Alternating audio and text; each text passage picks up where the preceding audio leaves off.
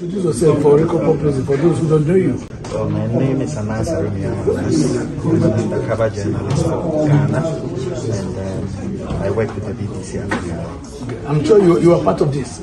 Well, I wouldn't say we all have contributed to it to make this documentary a success.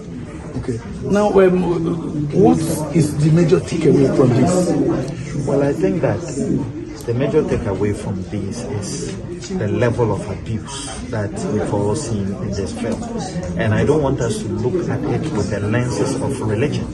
It's a pure human rights abuse story, which all of us as journalists have been doing.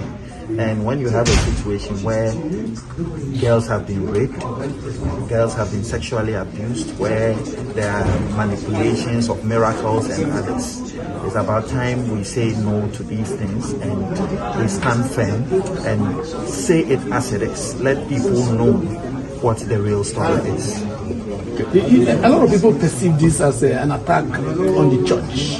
Well, I don't think it is, and I have emphasized that we are not here to talk about religion.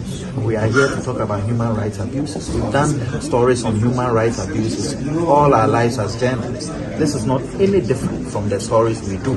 And I think that if there is something wrong, as journalists, we should have the courage, we should have the energy to be able to tell it as it is, if it's a human rights abuse issue. So the man is dead now, and the documentary is out. Pastor, a lot of people's minds are. What next? What do you think? What are your recommendations? The death of a person does not mean that the issue is dead. There are equally important and many victims who have suffered as a result of the man's atrocity. We talk about Hitler today. He's dead, but we talk about the atrocities and the human rights abuses that took place. We talk about a lot of leaders, dictatorial leaders who have committed crimes, and we still talk about them. So the death of a man does not extinguish the crime. We have to be bold as African journalists to tell it as it is once it affects people. Have you thought about the trauma all these women are going through?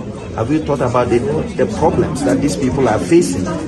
How do we address the situation? There is government side of it where when the church broke down, nothing happened.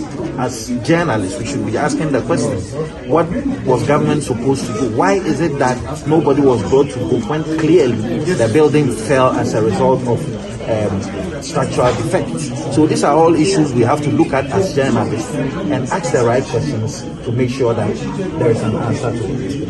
Thank you very much.